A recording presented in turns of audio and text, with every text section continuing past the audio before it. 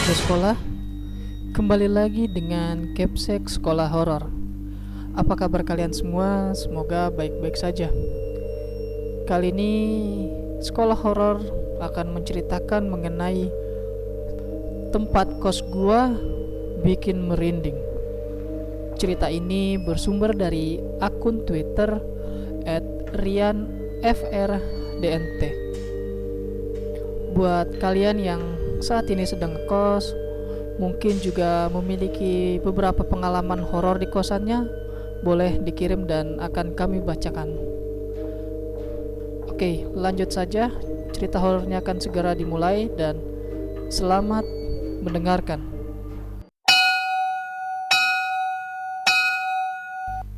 Halo sahabat, kali ini gue balik lagi dengan cerita yang berasal dari narasumber yang telah bersedia untuk bercerita tentang pengalaman horornya. Oke, gue akan langsung bercerita. Sore hari di hari Sabtu, Wahyu dan salah seorang temannya, dan dia nggak mau nyebut namanya di sini, tengah mengobrol tentang sebuah pekerjaan yang tengah mereka geluti. Hidup merantau membuat mereka merasakan hal yang begitu merumitkan. Suatu hari, Wahyu yang baru kembali dari bermalam mingguan dengan kekasihnya pulang ke kosan sekitar pukul 9 malam. Dia mendapati temannya itu tengah asyik bermain game. Game mulu, pantes jomblo, ejek Wahyu. Karena dilanda penat yang begitu berat, Wahyu pun merebahkan dirinya. Temannya itu pun berkata, "Habis dari mana sih lo? Gua ditinggal sendiri." Wahyu pun menjawab, "Makanya jangan main game mulu, cari pacar biar hidup lu gak garing." "Ish, apaan sih lu?" jawab temannya. Wahyu pun kemudian pergi ke dapur, berniat untuk membuatkan secangkir kopi untuk malam minggu mereka berdua. Saat Wahyu tengah membuat sebuah kopi, tiba-tiba terdengar ada suara langkah kaki yang mendekatinya.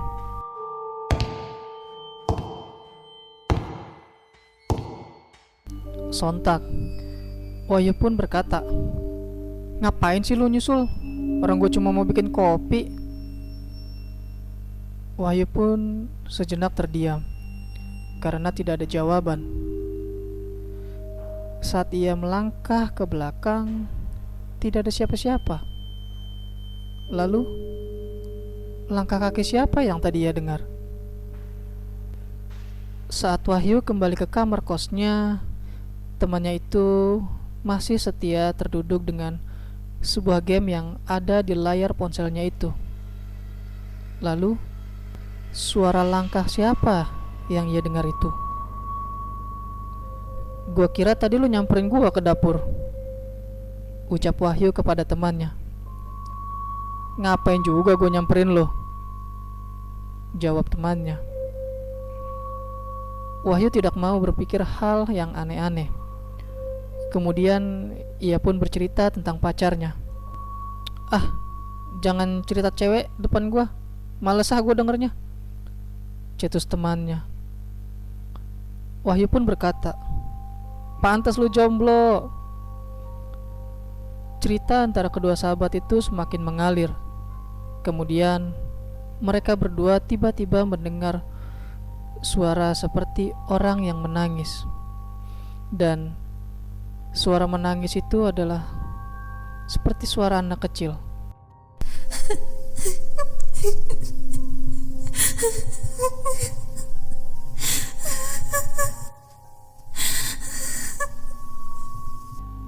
Wahyu dan temannya pun penasaran dan melihat keluar kamar. Namun di luar mereka tidak menemukan siapa-siapa, apalagi anak kecil. Lalu malam itu pun mereka memutuskan untuk berdiam diri di luar sambil bermain gitar. Mereka bernyanyi dan terus bernyanyi. Lalu kemudian tiba-tiba Wahyu melihat sebuah cahaya merah dari balik pohon mangga. Temannya berkata, "Itu mah lampu." "Mana ada lampu di atas pohon mangga?" balas Wahyu. Mereka kemudian menghiraukannya saja dan lanjut kembali bernyanyi. Saat Wahyu melihat kembali ke pohon mangga itu, tiba-tiba cahaya merah itu menghilang. Wahyu enggan mengobrolkan perihal tersebut kepada temannya. Ia kemudian memainkan ponselnya sambil mendengarkan temannya yang sedang bernyanyi dan terus memetik gitar. Tidak terasa, hari semakin larut. Wahyu melihat jam di ponsel, sudah pukul 11 malam. Wahyu pun mengajak temannya itu untuk masuk ke dalam. Tapi kata temannya, "Tanggung ah, begadang aja." Wahyu pun menurutinya. Dan kemudian tiba-tiba Wahyu kembali melihat cahaya merah itu. Cahaya merah itu semakin besar terpancar di balik ranting pohon mangga. Dan tiba-tiba di detik itu mereka berdua dibuat terdiam saat mendengar suara wanita menangis kembali.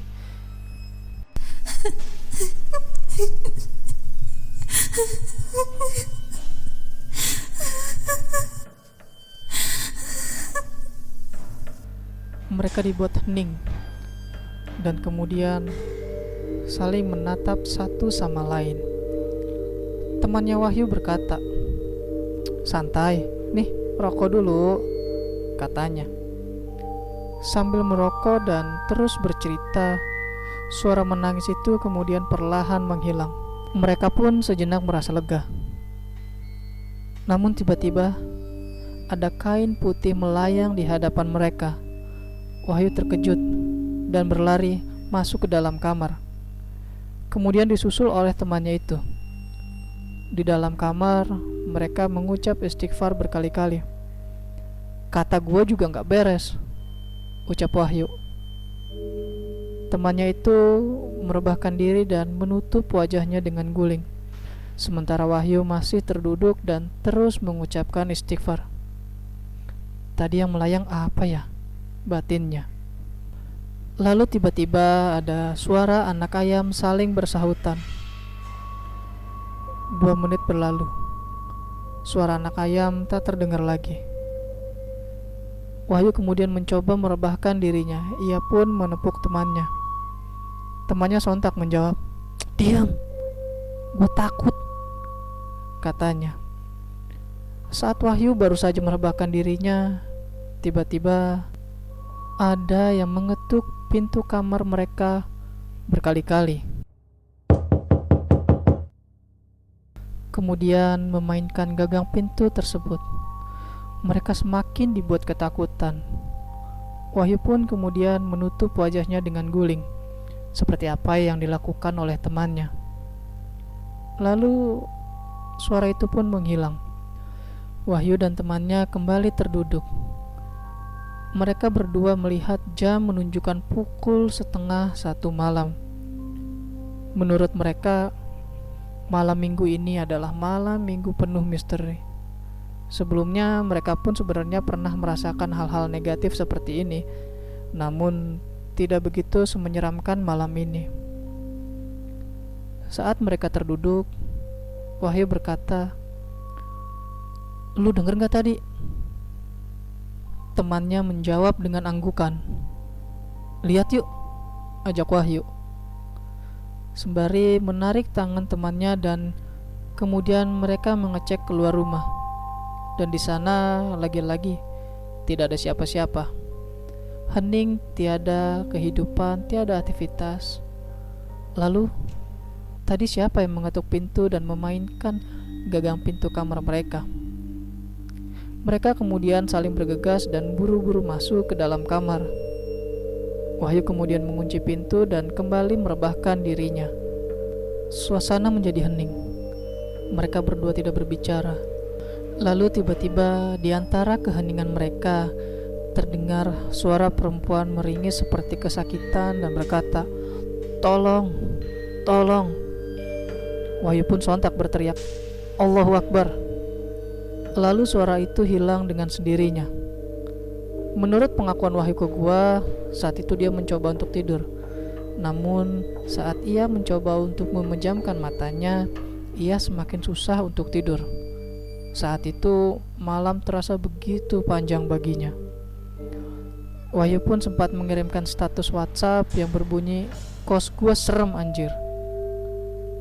Waktu terus berjalan, lalu tiba-tiba di pukul 3 pagi, temannya Wahyu mendengar ada seperti mengetuk kaca kamar kos mereka. Suara ketukan itu hanya berbunyi 3 kali dan kemudian hilang dan tidak terdengar lagi. Sementara itu, Wahyu bercerita bahwa ia mendengar suara perempuan tertawa. Suara tertawanya hanya melengking, tapi terasa masih terngiang di telinga dan hingga sekarang. Suara itu yang membuat bulu kudunya berdiri dan merasa ketakutan. Lalu waktu yang ditunggu pun akhirnya tiba. Azan subuh. Mereka berdua akhirnya merasa lega setelah mendengar suara azan berkumandang. Mereka pun pergi keluar rumah. Namun, saat mereka keluar rumah terdengar suara burung hantu yang terdengar begitu jelas sekali. Mereka kemudian berebut paling dulu masuk ke dalam kamar dan kembali merebahkan diri seraya membaca istighfar berkali-kali. Sungguh, bagi Wahyu itu adalah malam terpanjangnya. Tanpa terasa mereka pun tertidur saking begitu ketakutannya. Saat mereka bangun, waktu sudah menunjukkan pukul 10 pagi. Menurut Wahyu, cerita itu entah terjadi entah nyata. Tapi baginya cerita itu masih terus terngiang di pikirannya. Sekarang Wahyu sudah pindah dari kosan tersebut karena temannya sudah habis kontrak dan memutuskan untuk pulang. Ya, ceritanya selesai sampai di sini tanpa ada maksud dari gua untuk menambahkan atau mengurangi isi dari ceritanya. Gua Rian, terima kasih.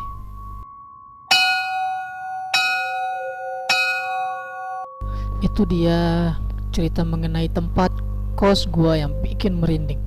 Terima kasih buat kalian warga sekolah yang telah mendengarkan cerita ini, dan terima kasih juga kepada akun Twitter @rianfrdnt yang telah memberikan kami izin untuk membacakan cerita ini. Jangan lupa untuk like dan share video ini agar warga sekolah horor semakin bertambah. Dan sampai jumpa di kelas berikutnya.